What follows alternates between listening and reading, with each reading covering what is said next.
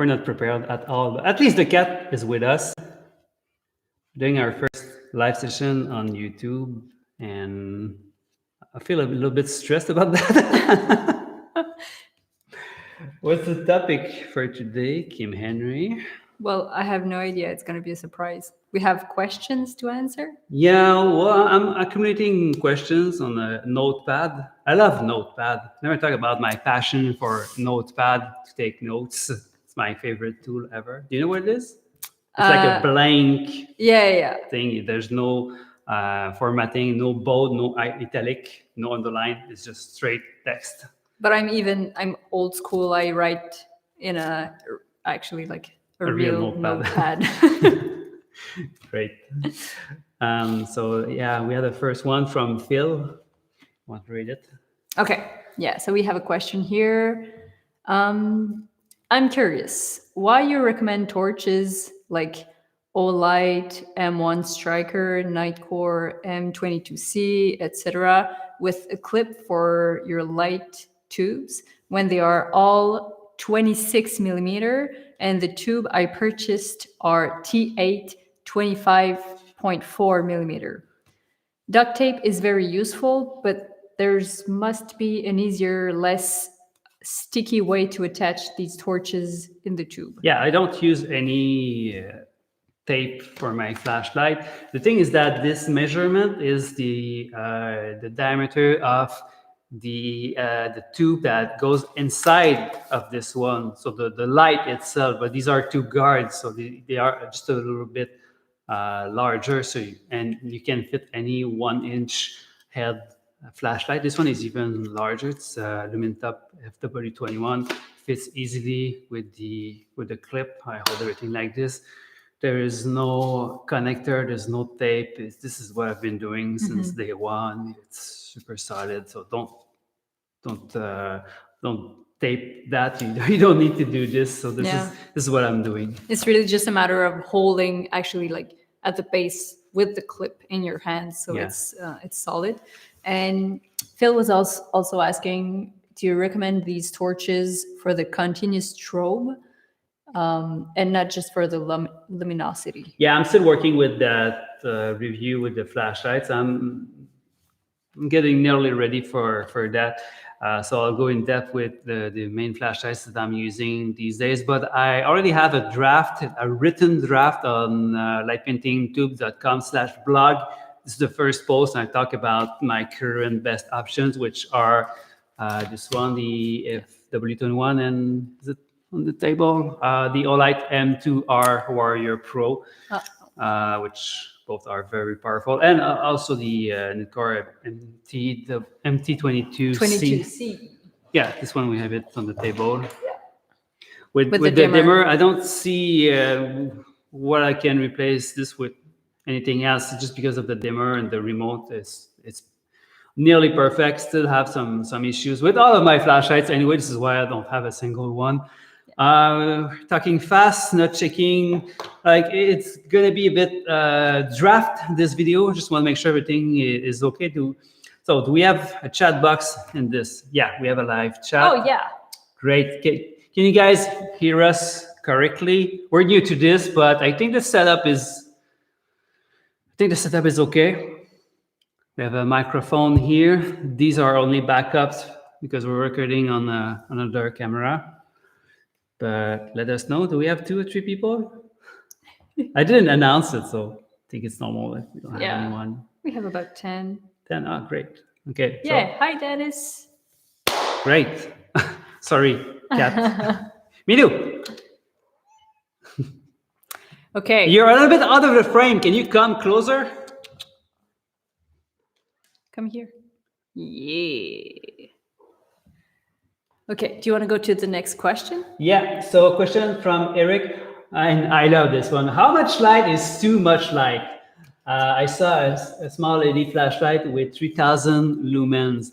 And I got this question many months ago. I keep boomeranging it. This one, I use Boomerang on Gmail, so I always get bombarded by my own emails. And I like this question because when I got it the first time, I was like, 3000 is way too much. And anyway, like it doesn't really exist like a real 3000 lumen, except if you have like a big one, a big chunky flashlight that is not going to fit in the tube. But since then, things have changed a lot for us, and we do have a 3000. Well, it's 2800 lumens. I'm not sure how accurate it is, but is it bright? Yes. Is it changing things for us? Yes. And can you go full screen on this computer? So this picture right here has been made using this flashlight at 2800 lumens.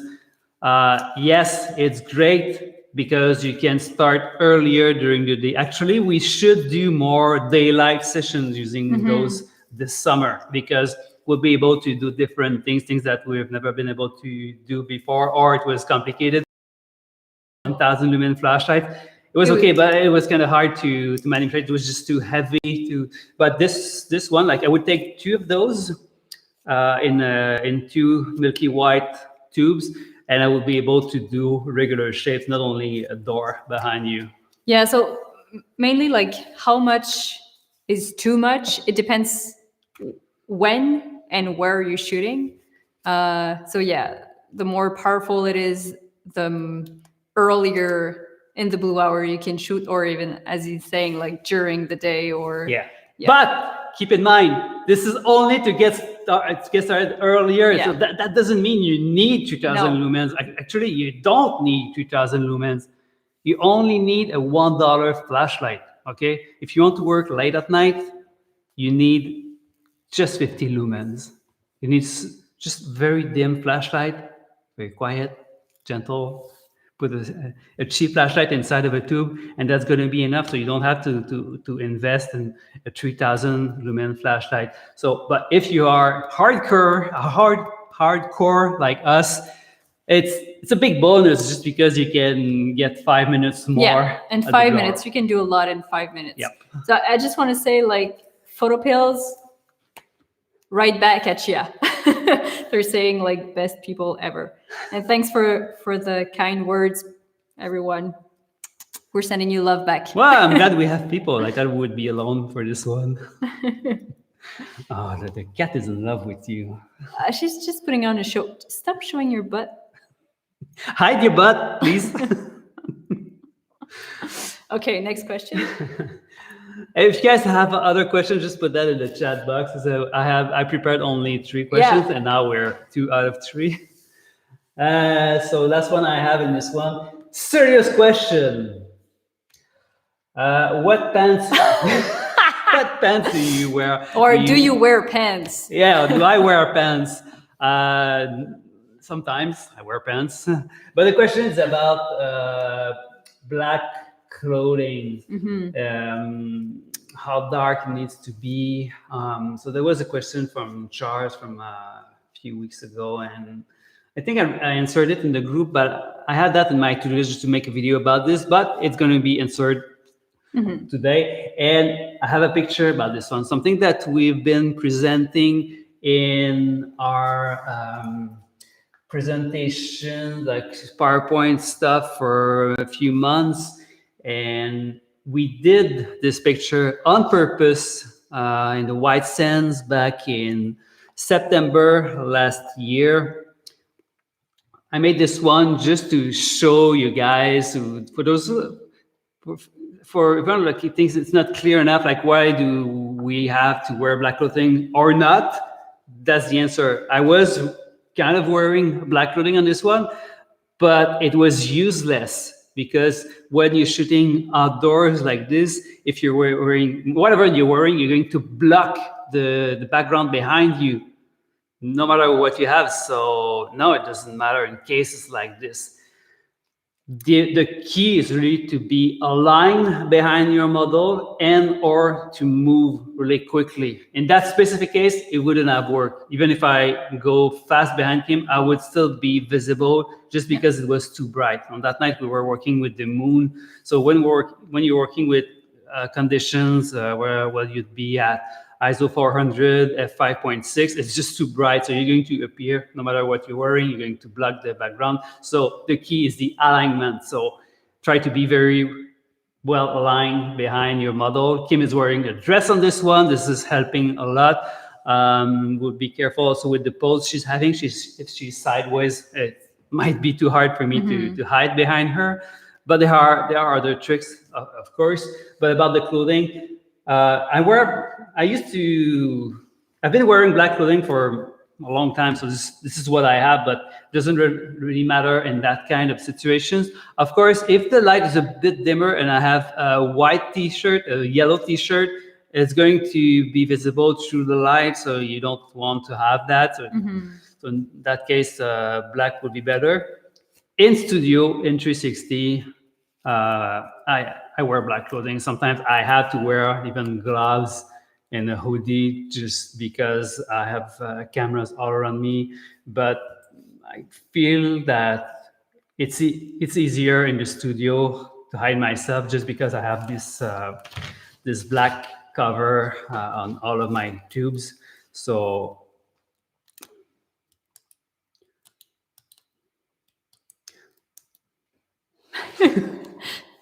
One, two, three, one, two. okay, so just by having the Yeah. black cover, I don't have any light coming at my way, so I'm making myself invisible. Okay. So yeah, it becomes more important, like the color of the clothing itself becomes more important if you're working in a pitch black environment, be it in studio or if you're working outdoors but in a really, really dark environment. Then yes, if I'm you're not wearing, listening to you. I'm not listening to you. I know, I was doing the same. So if you're working, so I can say whatever I want. So yeah, if you're working in a pitch black environment, then yes, you don't want to have like really reflective clothing because it could bounce the light, but usually it's not really. It's more a question of alignment, proper alignment, than it is of the color of your clothing. Yep. I think we have a question on the chat from We have a free chat box Rocco this Mano. afternoon. A few people are saying hi. Hi. Hey. How do you guys deal with light diffusion? I tried to use parchment paper. However, the tube doesn't look that smooth in the center, only bright at the extremes. Okay, bright at the extreme because you have something that is bouncing Probably, the light yeah. back. Otherwise, it would just fall off and you have a gradient. So the parchment paper is the very affordable, easy to find solution. It is not the best option. The light is fading out quite quickly. So you have a hot spot at the base of the tube, and you might have a spot at the top also if you're bouncing the light, and a darker area in the center. This is why I use Roscoe diffusion gels. I have the R11. Yeah, R11, that's the name. So it's hard to find because you can only get it in bulk, and this is what I purchased, but I slice them in smaller rows, and this is available on my store. If you want to go a step above, like to get a better tube, I feel like this is the solution, but there is another thing. You can totally skip the parchment paper and only scratch your tube. It's going to be easier to have something more even from top to bottom.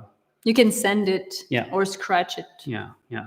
So I would say, like, for everyone who is listening to this, if you're struggling with this idea of having a light properly distributed, try to scratch your tube, and you're going to come up with a texture that doesn't really exist. So my tubes are pretty much like smooth, well distributed, but scratch your tube and you're gonna have more texture and a well-balanced light from the top to the bottom, and you have something more unique, like more kind of a crafted tube that is your own. Yeah. So that's the word for today. Scratch your tube.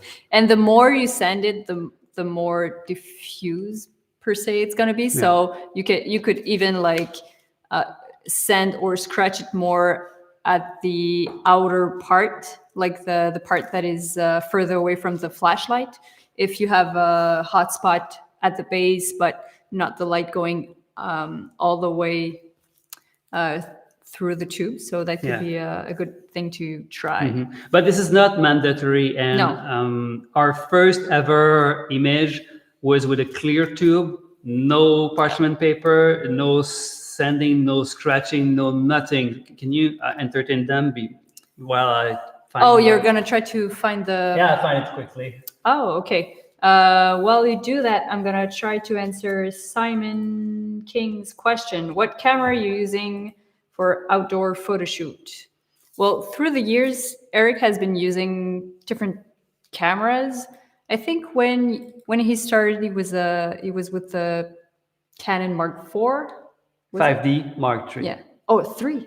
Oh, yeah, true. When I started tube light painting. Yeah, tube light painting. But I had like all of the, the cameras from this series. I started with 5D. My first light painting picture ever was with a 5D Mark II in 2011. Yeah, so 5D Mark II, Mark III, Mark IV. Now he has a mirrorless R1. I have a pair of USR. These are the two ones that we have here.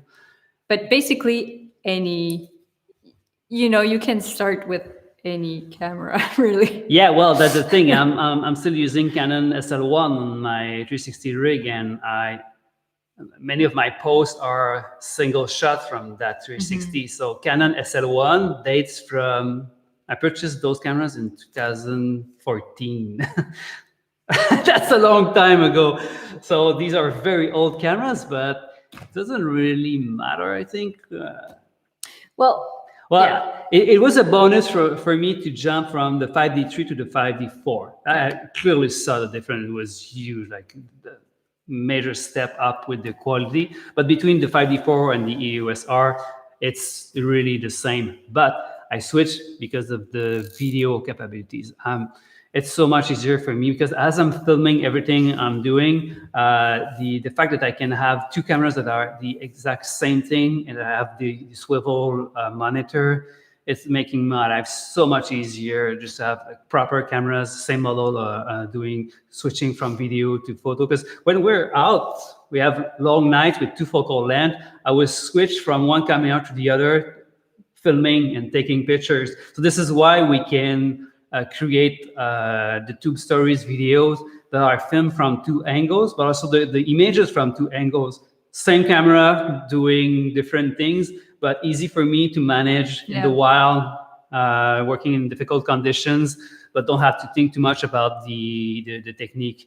I also use the G7X Mark III just for additional B-roll. I really love this small camera. Do I have it here? No, it's upstairs. No. But very tiny cameras that I use to film my sessions. Do you want to show this before we move on? Yeah. So this picture right here. Coming back, yeah.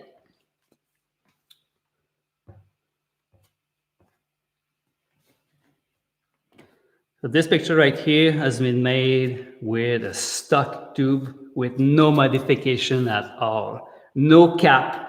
No parchment paper, no scratching, no sanding, no tricks, but two flashlights inside of it. That was a T12. Mm-hmm. I had two Eagle Tag D25, D25A2, something like this. It was with AA batteries back then. Yeah, it's a super old picture, but this was from the first night. Yeah, the tubes. Yeah. So simplest tool we had, and still pretty decent result. But over time, we found out that it's just easier to work with Roscoe diffusion inside the tube. Caps, it's fun to have the possibility to add accessories that are very handy. So I have it. This cap here, so I can use this one to bounce the light or attach a feather, attach the sparklers. Is that it? Well, yeah, we have a question from Photopills. I'm guessing it's Raphael. Maybe I'm wrong. Have you tried to do more drone shots? Oh, that's super interesting because Yeah, Kim is currently editing a I video where we talk about the yeah. drone. So, and the punchline was that I don't do drone anymore because I want to concentrate on the light painting. Yeah, because But I was using the drone to film the surroundings yeah, for behind the scenes shots. But maybe the question is about I think it's using. about light painting Yeah. shots Okay. with So drone. Yeah. we did light painting here with the drone. So the drone hovering on top of Kim, and I was running around her. But this is not legal anymore in Canada, so we had to stop doing that. And I don't think we ever brought the drone since No. then. So I don't feel like I have an interest. But like the DJI announced a new Mavic Air last week, and I was like, oh, that's cool. Yeah. I don't know. I just lost any interest Yeah, the for drone we drones. used was very lightweight, so it's pretty hard to do very like high quality shots. The process of creating the shot is kind of we have less control over like the exact timing of the exposure time, so it's kind of it feels less organic. It feels like it's less satisfying, at least I find for the moment. But yeah, some people are doing really nice stuff with that. But we wanted to try it. We tried, and then we're like, I don't think we would like to do that in the wild, in hard conditions, in wind, and like it's like one more thing to think about and control. And yeah, I think it's overwhelming. No, and Well, we're gonna leave that for other people to play with, I think. yeah, and That's as simple as that, because then it kind of I feel like it takes a bit the process away. You know what I mean? it's not as precise Yeah. as what we usually do. And I'm trying to find Yeah, that he's looking picture for the picture at the moment. from 2018. I think was it the year we used it? Maybe 2019. 18, I think. So yeah, so in order to do that, I think you were kind of setting the like an interval of picture. Okay, yeah, you have it. No, it was kind of messy because so the drone was hovering on top of us, and it was like there was no way I could trigger in sync as I'm used to do with these cameras. So I was just going on time lapse mode with a 2 or 3 seconds exposure time.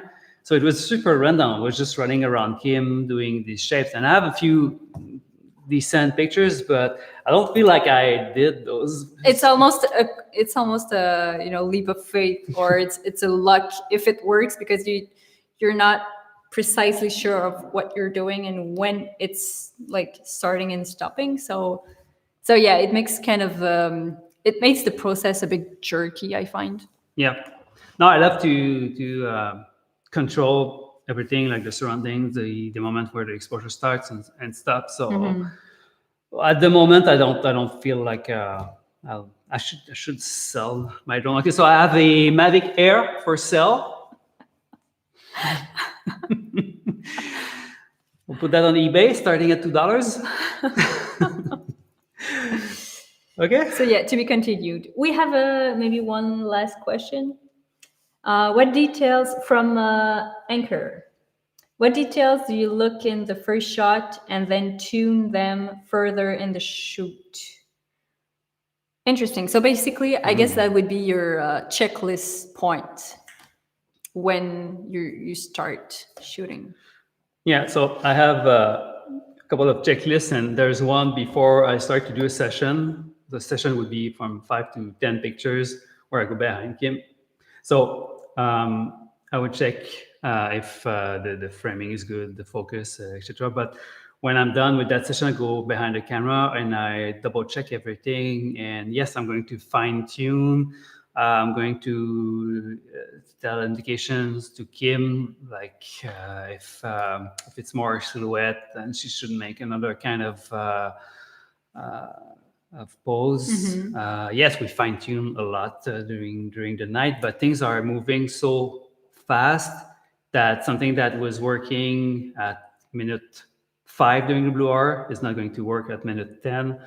And I change tools, I change the settings.